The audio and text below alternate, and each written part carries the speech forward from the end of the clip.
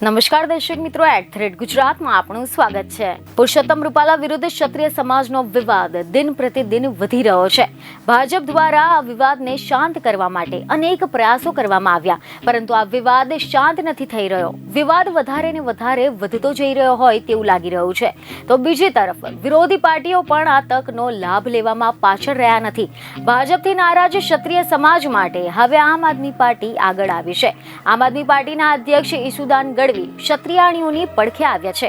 Social media પર video post કરીને તેમને ક્ષત્રિયાણીઓને કહ્યું છે કે બહેનો, તમારે જોહર કરવાની જરૂર નથી, તેમના ભાઈઓ હજુ જીવે છે।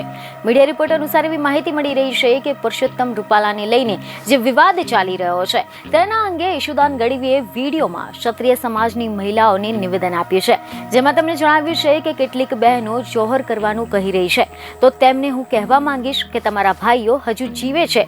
જે તે સમયે પરિસ્થિતિ હતી ત્યારે સ્વાભાવિક રીતે કેટલીક બહેનોએ ભૂતકાળમાં જોહર કર્યા હતા, પરંતુ હવે આપણે જોહર નહીં પરંતુ આ લોકોને બતાવવાનું છે। આજે ક્ષત્રિય અને રાજપૂત સમાજની બહેનો ઉપર ભાજપના નેતા દ્વારા જે ટિપ્પણી કરવામાં આવી છે તે વખોડવા લાયક છે। તેમની માનસિકતા છતી કરે છે। હવે આપણે જોહર કરીને નહીં પરંતુ મજબૂતાઈથી અહિંસાથી જવાબ આપવાનો સમય છે।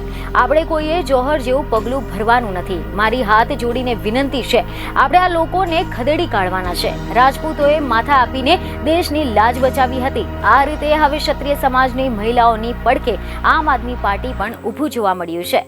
બીજને ખબરો સાથે ફરી મળીશું। ધન્યવાદ।